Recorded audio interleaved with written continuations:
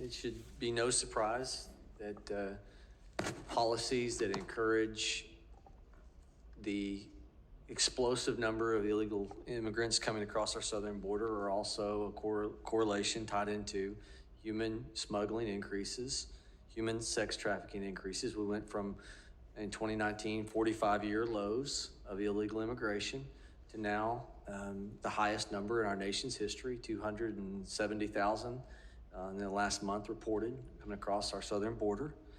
There is a power differential. We cannot address the world's problems. It's not the job of the United States to solve the world's problems on this. It is our job as members of Congress to address what we can, and what we can do is change those incentives that are leveraging the southern border to be a place where the cartel and other individuals are making money, heightened because of policies that have dramatically changed in the last several years. I was shocked, and I'm going to butcher your name. My last name, Brecheen, is often mispronounced, so I'm going to do my best here. Sadolinsky? Zadolsky, sir. I'm so sorry. That's okay. I was shocked. You represent the American Military Academy. You're a professor there.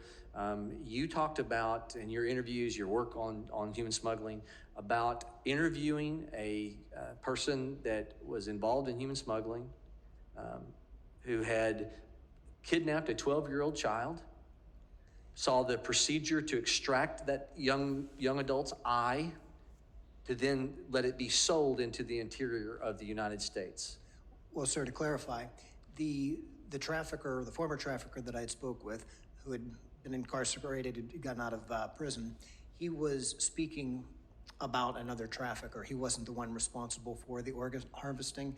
This was another trafficker that he was associated with, and he was explaining the process of how that works. And the surgery occurred in Mexico. I don't know what happened to the eye. And so I want to follow up on that. I mean, we talk about the heinous activity of sexual trafficking, but organ harvesting of children. Right. Mr. Richmond, you said something that was intriguing to me. So this eye was sold for $15,000, according to your recollection. That is correct, sir. $15,000 for an eye. We know that there has been a failure. Not only we have the highest number in 45 years of illegal or 50 years of illegal immigration in this country, down from the 45-year low in 2019.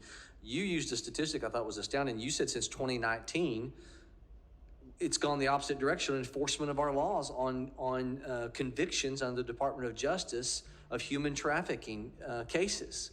How is that possible? How do we have the highest number in our nation's history of enforcement or of illegal immigration? We know there's a direct correlation increase in human smuggling, human trafficking, and yet we now have the lowest number of convictions involving human smuggling. How is that possible? Yeah, there's certainly been a significant drop, I think 48%. 48%, according to your in U.S. federal courts. So that wouldn't cover state courts, but federal courts, we've seen that drop. Can I interrupt you? Because I want to be clear on this. A 48% decrease in federal convictions involving human trafficking since 2019. Yeah, in 2019, we had the lowest number of illegal immigration crossings in our country's, that had seen in that time period. So how is it that those numbers had flipped? I think there's a number of reasons why we've seen a decrease in global investigations and prosecutions, and it's been all over the world, but it's been true here in the United States as well. I think one reason is a lack of specialized units focused on both labor trafficking and sex trafficking that could combat these crimes. Richard, because my time is short, can I ask you a question? Is it also possible that the ability to identify the criminals has also been lessened? I'll give you a quick example, if you could respond to this. The Trump administration initiated something in 2019, keep going back to that year, where it said, we're actually going to extract DNA evidence to find out if this young adult coming with you across the border is actually related to you or not. And as a result of that, in that small sample, they saw the DNA testing showed that 30% of the adults arriving with children were not children's parents, as they had initially claimed. And that simple procedure, trying to verify if this child being brought into the United States by this adult was theirs or not, has been discarded by this administration. Is it possible that we don't have the tools now to identify and backtrack, backmap back to those that are doing these criminal activities? I think it's worth noting, because when you talk about identification, if we have 27.6 million victims in the world, and last year governments globally identified about 115,000, the governments around the world are identifying less than half of 1% of all the victims we estimate to exist.